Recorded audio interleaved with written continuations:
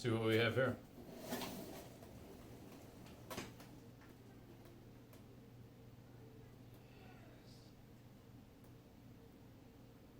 First, we're going to start removing the shifter. You can just unscrew your standard knob, and I don't have a center console, but I do have some screws in the exact same place as the center console. And so there's a screw here, there's going to be two in here, and then when you lift off your plastic center console, you just have to be careful of lifting it past these things right here. Next, you're going to expose the inner shift boot, so we're going to take that off with some 10 millimeters. There's 4. So once that's off and you've worked around the little brake light cable from your emergency gear lever, you're going to have 3 more 10 millimeters down in there. You can take this off if you want. It's not really required. There's plenty of room to work, so I just like to take this off that way with it on, and then it all goes back together easily. All right, so with that released, we can pop this out and get yourself a rag so that it doesn't drip or anything, because there's gear oil down in there. And then we will pump out what the gear oil that's in there, so that it doesn't make a big mess once we take the transmission out. Okay, that's cleaned out. This is what I used. It's a little pump. You can also use something like this, about $5. So, all right, put a little tape on there. Keep it free of contaminants. All right, we're gonna get the car up in the air by starting in the front. Make sure your back is, the emergency brake is on, or the wheels are chocked, or both. And then we're gonna lift up the back. All right, with both ends up in the air, try to get it level. I've put a couple of ramps underneath the tires, just loosely for additional safety. And we'll take off the passenger tire to start, to get at the unbolting the slave cylinder, which is more easily accessed from the wheel well. All right, here's the clutch slave cylinder. It's got 2 bolts, upper and lower, and those are both 10 millimeters, I believe, maybe 12. And it's best to, if you're going to be replacing the slave cylinder, loosen the hard line connection to it while it's on the car. You'll get better leverage that way. And then we also have to remove the clip. There's a bolt there and one right behind it for the hard line to the bottom of the block. So we can see this kind of dangling off to one side. I've kind of got it up against the subframe, pushed away from the bell housing. And to get that bottom one, I used a 12 millimeter ratcheting wrench, but a regular box-in wrench will work just fine. And for getting those out, a couple of extensions make it handy, and a 12 millimeter. And then we plopped it down into our organization tray, so I know where it all goes when we get to putting it back together. You want to go ahead and drop the under tray as well to be able to reach over here through here. There's a couple of studs that stick out, like in the front and over here, that you'll just have a nut on, and then a couple of more bolts that go across the bottom, and 2 on the back. All right, time to get into the car. So now we are going to start removing. I like to start with working my way back. So we've already got the front, kind of the slave cylinder taken off. We removed it from the fork. Here's a better view of the fork. You just kind of pull it once it's off. You don't have to manipulate the actual fork itself. You can just pull backwards on the slave cylinder. But there's a few other little things up here, like this bracket that needs to come off, and the speedo cable is right here. But before we do that, you may want to hit your exhaust with nuts with some or bolts with some penetrating fluid, and while that's soaking in, we can do this these little things that are attached here. All right, this little guy is a 10 millimeter. I've got my ratcheting wrench just kind of hanging off of it.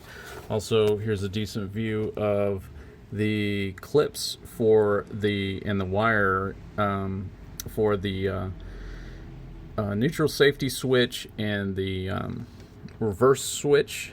And so we're going to be unclipping those from, kind of reach around and unclip them from the top there. And then this guy is our mechanical speedo cable, and often it'll just come, it's not supposed to be very tight. It just comes loose, but if you don't, you can get a little crescent wrench on there to help you get started.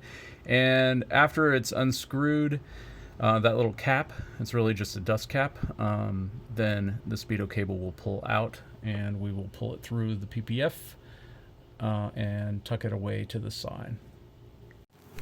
Here's a good view of those connectors. They just, the bigger ones, the bigger white ones just kind of unclip. You press in and they pull back. And the smaller, a little bit more yellowed ones are just bullet connectors, and they just pull straight off. Neither one of these sets of connectors are polarized, so they can go back either way. When you go to plug them back in, it doesn't matter. If you have an OEM exhaust, it's almost always recommended to just go ahead and take out this this downpipe further up towards the bell housing.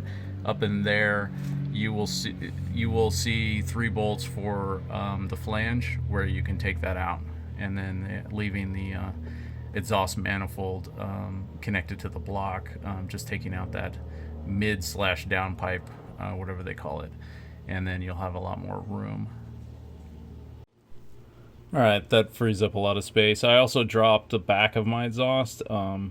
Normally this connects up just in front of the diff, so it's sort of out of the way, but I had to drop it to get access to the drive shaft, which we'll need in a minute. Before we drain the fluid, we're going to just remove this crossmember bar here, and that gives us access a little bit better to the drain plug, which is right there. And this is just a square end bolt, so you can use a crescent wrench on that. And this, I believe, is a 22 millimeter, and we'll get that drained. All right, just gonna let that drip. You want to inspect the gear oil to see if there's any problems. At this point, when the transmission's out, if you see metal in there, now's a great time to get that transition gearing serviced or replaced. You also want to look at the quality of the oil, gear oil, and just make sure that, you know, there isn't any other signs of problems.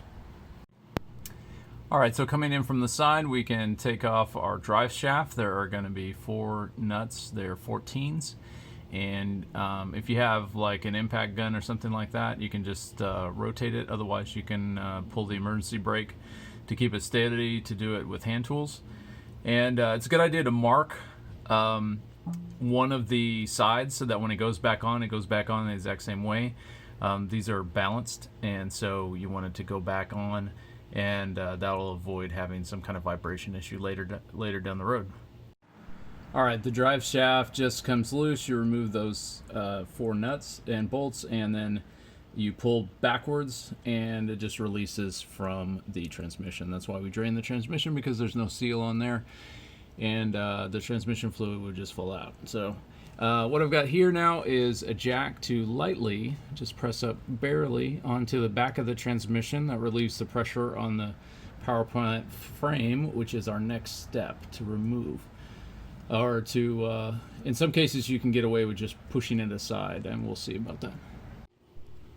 All right, so at the front of the PPF, power plant frame, we have 3 bolts, and these upper 2, you'll notice that the hole for them is wider than the bolt, and the reason for that is it's adjustable. So you want to mark where this is, assuming that you don't have any vibration currently, because when you put this back together, you're going to want to line this up, and we'll go through a whole procedure on how to line this up correctly, but sometimes it can be useful to mark it so that you know where it was originally, and then you can test it just to make sure that everything is in the right place. But we're going to remove these front 3 bolts, and then to move it out of the way, you can remove the closer to us now rear bolt that's right behind that triangle there of metal, which is a protector, you know, for bottoming out, and then just loosen the last bolt. Okay, with this propped up, you can also see that this is now can be wiggled a little bit. It takes the stress off, but it also protects the engine mounts. The engine is going to want to tilt backwards with this unsupported, so it keeps the engine mounts from being too far stressed. So now we took out down here the front bolt, and what we're going to do is try to work out this little, get a pry bar in there and kind of, or a screwdriver maybe, and work out this little insert. So we're going to pop this out so that it can swing, and then we're going to unscrew this one as well. All right, so with the back loosened up, this will slide off of the top, and you can kind of lower it down, and it'll kind of just sort of hang there. You may need to release the tension on the loom here. These clips all go into these little holes like right here, and they're easiest to be removed from the back. So on this side, you just squeeze them and push them through. Don't attempt to unclip these little plastic things, because they will just break on you. It's easier just to push and push them back through the frame, and then that'll give you, you can see this kind of just wiggles around like this. It's just going up and down on the diff, and we should have enough room at this point actually to take it out, to take out the transmission. So we got our back of the transmission supported this way with a little board across there. We can move the jack out of the way. And now it's time for the fun part, getting all the bolts off of the transmission bell housing. And so what you want to do is come up with you know, a few different things, some extensions that you may link together. The top one is kind of far away, so you may need a couple of them. You may want a universal joint of some kind if you have one of these, which is a built-in, this is a 17 millimeter with a swivel, so that's kind of convenient. Yeah, and so you're just going to work out each one. Basically, we've got a bunch of bolts, some of which are 14s around the starter, so we'll start there and work our way around. Now, this piece of cardboard is here for keeping track of where things go. As they come out, what I like to do is just put a little hole in here, cut it with a knife, and then shove the bolt in there as it comes out around the transmission like that, so I know the order and where everything goes. All right, I'm going to leave these bottom two bolts, they're the easiest, so I'm just going to leave those in for now, and I'm going to start here on the left side and just work my way around. I've got an extension with a swivel on this one, and I can use the same one on the one right above it. You just see it there. And then with one more extension, I can get the one at the top. So we'll do that. All right, so I got the first three off on the left. This is at the top left side. And as you can see, there are different links, the first and the third that I have, as far as, I don't know if they're actually called the first and third, but in my order, the first and third are the same, but the middle one is different. And then we're getting ready to do the top right on the passenger side. All right, so I've got my same extension just hanging off right here. It goes all the way to, got a couple of extensions on here, and then the swivel at the end. And that gives me the perfect distance to get the wrench on it on this end. And it's on the very top. Now the bracket that this loom and everything is connected to, and also the top hard line, you can see that the hard line goes up and it connects to this little bracket. That might be easier. It might be easier to reach this thing when that's out of the way, and there's a little another 14 at the top. That's the top starter bolt. But in this case, I already had my setup for my extensions, and this worked perfectly, so I just went for it, you know, just put it on there, and it should be no problem. And then I'll switch out to the 14s and take off those in the starter. All right, so we moved the jack around to the front, and we put it up on the front of the oil pan, and we've got a block of wood there to kind of help center it. And this is to ensure that the engine remains exactly where it is right now, which is tilted a little bit back because of the weight of the transmission. When the transmission comes out, it's going to want to tilt or even spring forward, which is also not good for the engine mounts.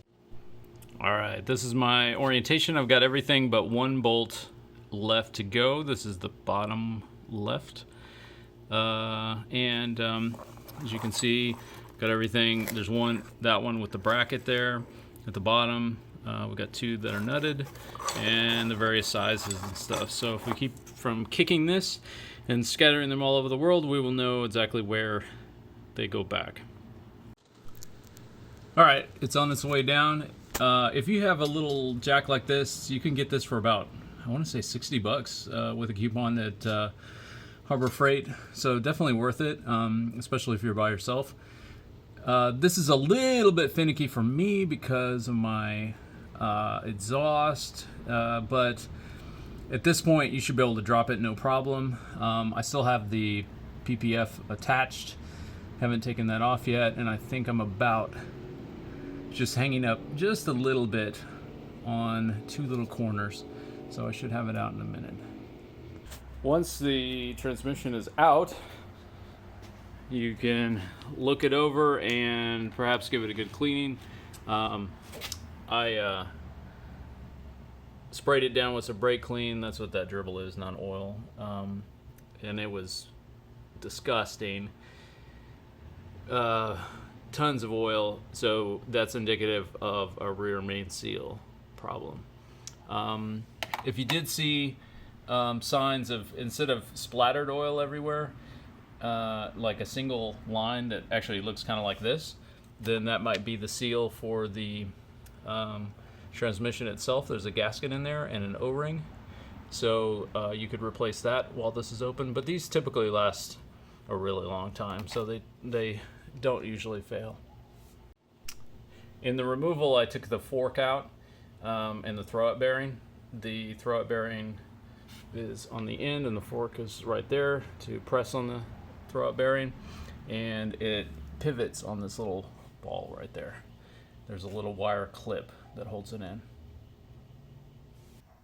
All right, so now we got the clutch exposed, and we're going to be taking out these bolts. I've taken out a couple, and you will need to, if you're working with hand tools, you'll need to prop up the flywheel. You can insert a tool or some kind, like a screwdriver, in here and block this from turning.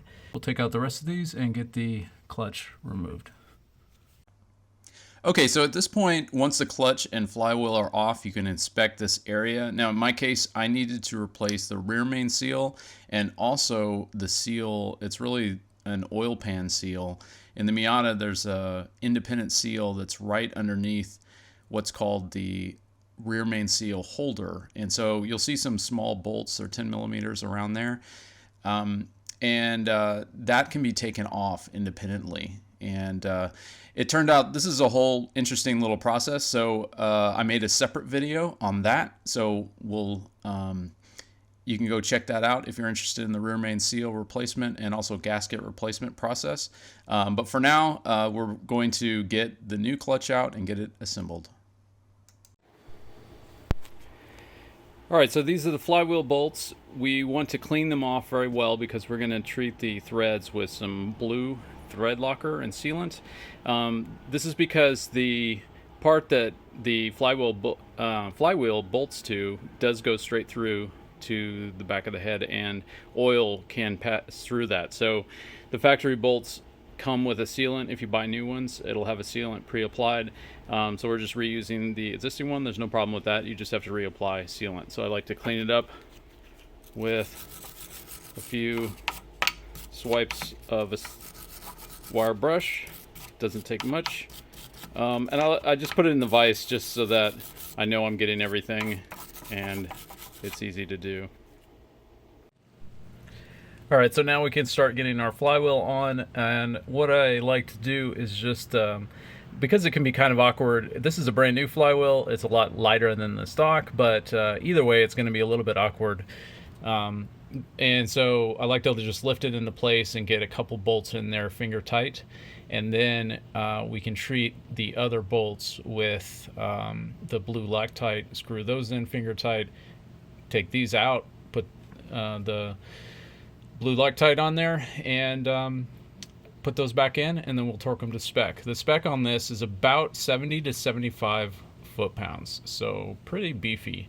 You're going to want a 1/2 inch size torque wrench, and so let's get that in there.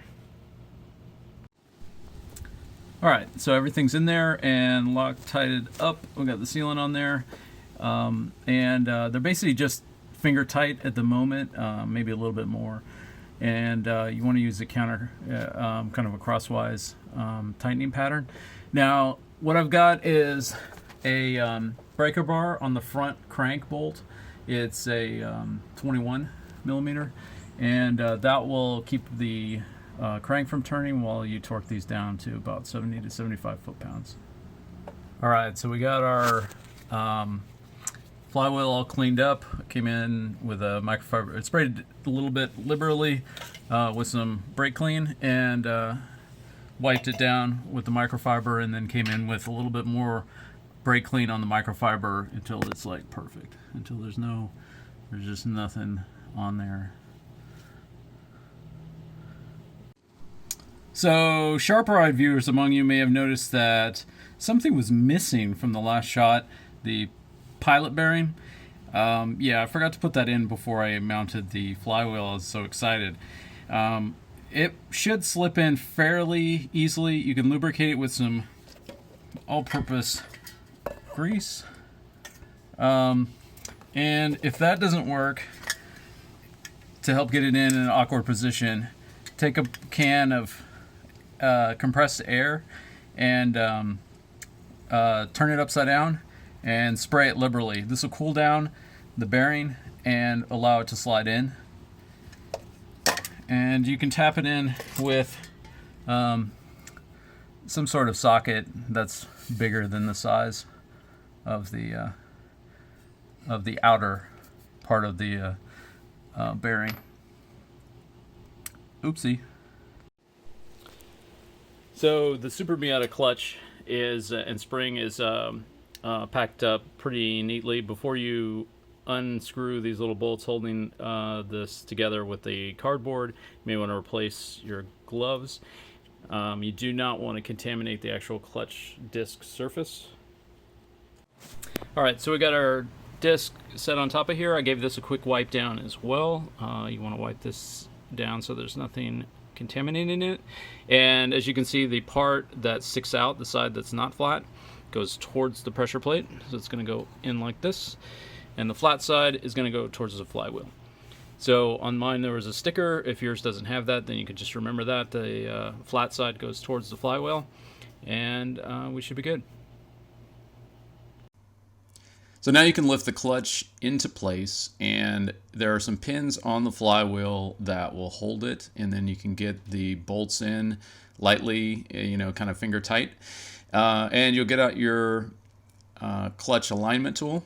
It's a little plastic piece that comes with your clutch usually, and you slide it in, and you'll want to get it positioned so that it bottoms out. Make sure to get it inserted into the pilot bearing, and that's bottoming out against the very back. So this thing needs to slide in and out very easily with no resistance whatsoever. It needs to just be really, no friction whatsoever. And the best way to get that to happen is to tie down all of the, kind of give some torque, a little bit more than finger tight to all the bolts. And you do this in a standard kind of crisscross pattern, just like you're changing a tire. And what that'll do is it'll make it so that it's more difficult to move the actual clutch plate. It'll basically hold itself. So once you've got that in place and it's moving very little, then you can torque the rest of it down. And each of the bolts needs to go to about 17 foot-pounds. So that's not very much. It's like basically a spark plug level foot-pounds. And then you can, again, do that in a crisscross pattern, and you should be all set. Verify that the alignment tool continues to be able to be pulled out with no friction whatsoever. All right, so coming back out to the transmission, you've got your fork, and it's got this little wire, and when you extract that, you basically have to pull this apart, and then it just pops right back on. You basically don't have to do anything, but what we want to do is grease up this little nub here with some of this. And if you've taken this off to clean it, the way it goes back on is that this little flappy thing is going to come out and it's going to go slide right into here. And it basically protects the interior of the housing from getting water splashed up in there or something like that. Once we do that, we're going to put on the throwout bearing. Throwout bearing should also be greased on the metal to metal contact points, which is right here. So we can put a little dab of grease on that, and we're going to lightly grease the shaft here. And I'll show you what that looks like, because it should be light, kind of basically no big chunks that can spin off and fling around, because that will contaminate the clutch. All right, so we got this in, and it's look like this basically. All right, once we've got the bell housing pretty much all the way on, there can be like a little tiny gap, that's fine. As long as it's like within about 1/4 of an inch, you're going to be fine. So we're going to support the rear of the transmission again. Make sure that it seals up at the top, and then we can start working on the bolts. We want to slide in. I don't know if you can see, I've got a couple of them slid in on the bottom so that it will not separate again, and I can get my transmission jack out of the way. We've still got the jack on the front of the engine. You can leave that until we get it torqued down, and then we're going to work our way around. And you can kind of do a crisscross pattern as well. It does not have to be nearly as precise as, you know, bolting down the flywheel or any of that, or the clutch itself. It just needs to be even. So the foot-pounds for this is about 55 going around. So we'll get that all torqued up. All right, now before we get the long bolts in, we're going to want to coat it with a little bit of anti-seize. You can see this green on here, and that was the anti-seize from before, whoever took it off the last time they did it correctly. So I don't know if this comes like this from the factory or not. But anyway, you want to do a little bit of anti-seize before you get it in there. These can be corroded and can be a real pain to get off the second time, if especially if you live in a state with salt and snow and ice and all that kind of good stuff. All right, so we get our rear power plant frame bolts snugged up. The torque on these is going to be about 80. So they're going to be pretty tight. But before you torque it down, we want to get it lined up in the front. So over here.